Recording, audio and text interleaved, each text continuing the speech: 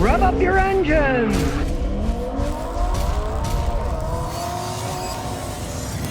Okay, today we got a Honda Civic, usually a good car, but this one has a tendency of overheating.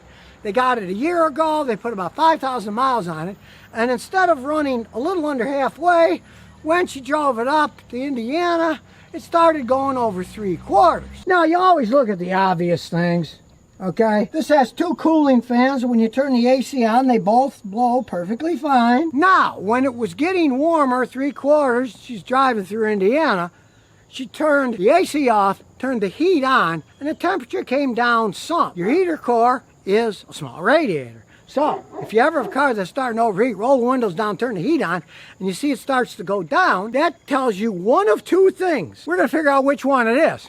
Either the head gasket's starting to blow on the engine, you go faster, the engine starts building up too much heat it can't get rid of, so the temperature gauge gets hot. Or, number two, the radiator can't dissipate the heat anymore because it's too old. Now, modern radiators are what they call plastic radiators. It's kind of a misnomer. The top tank is plastic, the bottom tank is plastic, but the part you use to cool it in the middle is aluminum. Now, aluminum doesn't rust, which is a great thing, but unfortunately, it corrodes worse than steel rusts. And when an aluminum radiator corrodes, it won't leak anywhere, you won't see it leaking, but it can no longer dissipate heat. And I guess those dogs are getting a little heat over there. She just told me that she doesn't have to add coolant. That's a good thing.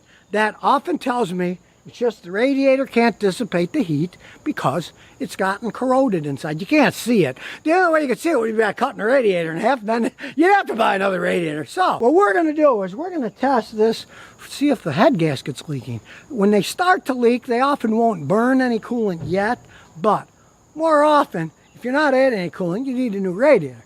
So we're going to try the test for a head gasket first. Now there's a test tube here. We're going to put this blue test fluid in the test tube. We're going to stick it in the radiator. Now hopefully this isn't too hot. Good, nothing came out. Stick that in the radiator. You can see it's blue now. And what we're going to do is stick the top on. I got a vacuum pump, so it's going to suck it in. So she's going to start it up, and we'll see if this liquid changes colors. The liquid's turned to yellow, which means the head gasket is starting to blow. So with a little block test fluid, little kit it comes with, and a vacuum pump, found out the problem just like that. Now you very well might ask, why did the fluid turn yellow? Well, it's a check of carbon dioxide in your radiator. When you burn gasoline in the engine of your car, one of the gases that's created is carbon dioxide. It creates a lot of carbon dioxide. Now, there should be no carbon dioxide in your car's radiator because your radiator system that cools your engine through all the cooling tubes inside the engine, and the water pump pumps it, is a sealed system. If carbon dioxide's getting in there, that means at a minimum, your head gasket's blown. Now, it could be a crack in the head, could be a crack in the block. You're not going to know that until you tell the engine apart. This particular Honda's got 225,000 miles. Guy paid $2,000 or something for it a few years ago, so you're not going to rebuild an engine taking it apart on a vehicle like that. Now you might chance it, say it's your only car. You might say, hey, I'll try the Bars head gasket sealer. Maybe it'll work for a while. It's $30 or so. If you had good luck with it, it might last. Now let's say that didn't last. I still don't advise rebuilding the engine. It's got too many miles, too much work's going to be needed. In that case, there's a million of those Honda engines out there. You might just go and buy a used engine, have a used engine installed. They're little engines and not that hard to put in and out. You could go that route if you wanted. But at least with this test, you know for sure the problem is inside the engine and not the radiator. You could have wasted many hundreds of dollars putting a radiator in a car only to find out that, gee, the thing is still overheating when I go faster. Now, one of the reasons that it overheats when it goes faster is because the faster you go, the more RPMs your engine is spinning. So the odds are any small problem in the engine will be accentuated, and then it will throw more carbon dioxide into the engine.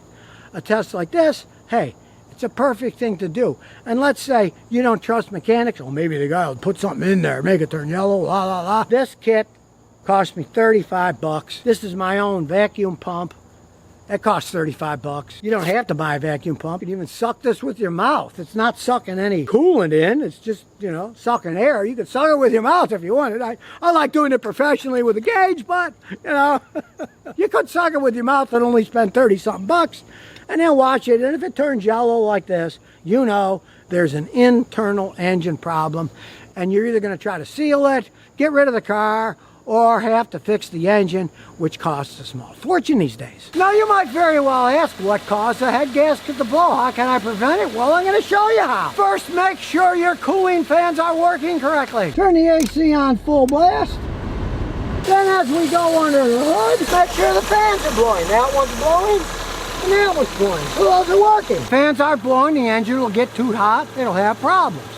Easy to check. Next thing is maintain your car. Change your oil and filter every 5,000 miles or so with full synthetic fluid, because if the oil's dirty, dirt is friction. The oil gets in there, starts wearing things out, can physically wear out gaskets, and then you start blowing the head gasket. And conversely, you want clean coolant.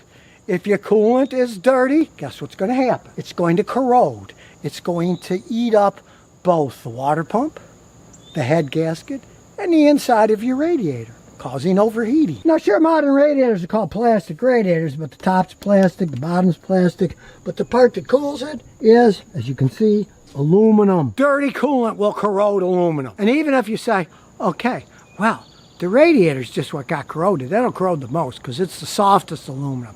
The aluminum in the engine's a lot harder than the aluminum in a radiator. But if your radiator corrodes, it leads to overheating, and then you'll blow the head gasket. In the case of this Honda, the car was purchased for a couple of grand years ago. What do you think you're going to get for a couple of grand? It obviously had that minor problem in the beginning. They've been driving it for about 5,000 miles for a year now. Gave it to the lady to drive, and only when she goes on a long trip does it start to get hotter. It hasn't lost coolant yet, so it shows that the problem in the engine is minuscule now. Now, there's no saying any day the whole thing might blow, smoke will come out the back, it'll lose coolant. But it's not losing coolant yet. That's why this test is so good. The test will show you before there's any obvious signs, so you can decide, what am I going to do? Because of course, if your engine finally does blow, doesn't run at all, you'll get maybe $300-400 bucks for the car at a junkyard for scrap. This is why you want to nip it in the bud, why these tests are really important, and why even more so, maintaining your car is important. If you see your temperature gauge like hers, normally runs halfway or under halfway, you drive it a while and it starts going up to 3/4, then you know, something's going on here. Now, if you know what I said, try the Bars head gasket leak sealer. It's like about 30 bucks. It's compatible with all kinds of coolants. Years ago, I loved this liquid glass metallic sealer. It's, like they say, liquid glass. The main ingredient is sodium silicate, like sand, and it does kind of turn into glass inside. The problem with this isn't compatible with modern coolants. You put this in a modern car, it'll clog the whole cooling system up. Now, if you want to give it a try, you can still try this seal up. You can still try it, but you have to follow the directions. The directions tell you, flush the whole system out so there's nothing in it but water. That's kind of a pain. Then put this in and drive it around a while with this in, with just water.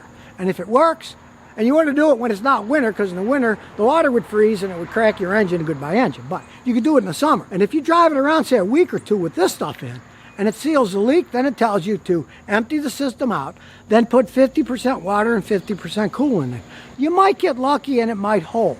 But from my experience, the sealers generally that work need to stay in the system, because this, you put it in, it seals a little leak, but then you take it out and put in coolant, you get another leak, there's no sealer, and it will still start blowing. Once they start blowing, generally, they're going to keep trying to blow, so sealer in the system works better. This, you got to take it out. You put it in normal coolant, modern day coolant, it'll clog it all up. It's horrible stuff. You don't want to do that. You can use it with pure water. They still sell this stuff.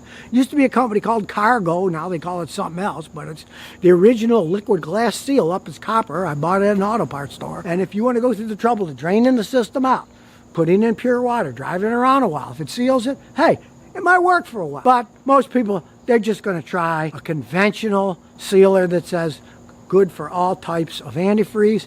And to top it all off, most people are not going to go through all this work. And if it doesn't work, they're going to be mad. Let's say you're going to try the bar sealer. Don't put it in a clogged up radiator with dirty coolant.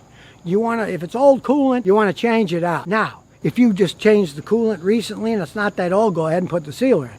But if it's old coolant, don't even use that with old dirty coolant, because then that can clog stuff up. You got to have a clean cooling system to try any type of sealer. And since this test turned yellow, it does tell you there's a problem inside the engine. As I said, it may be a head gasket leak, it may be a crack in the engine, in the head or the block. Taking apart a modern engine is a real pain in the butt. Very few people know how to fix them correctly anymore. It's a real art, and the art is kind of a lost art. You want to prevent it in the first place. So keep your engine oil and filter clean. Keep your coolant clean.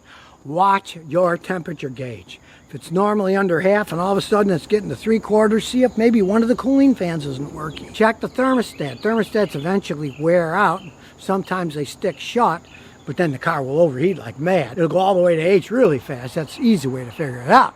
But you want to prevent the stuff from happening in the first place. And if you are buying a used car, it certainly might behoove you to pay the mechanic a little bit extra to do a block leak test like I just did. You can see it takes all of like 4 minutes to see if there's a problem in the engine. And if that blue fluid turns yellow like this, walk away. Do not buy that car. So now you know how to check if your car's head gasket is blown, and really, even better, how to prevent it from blowing in the first place.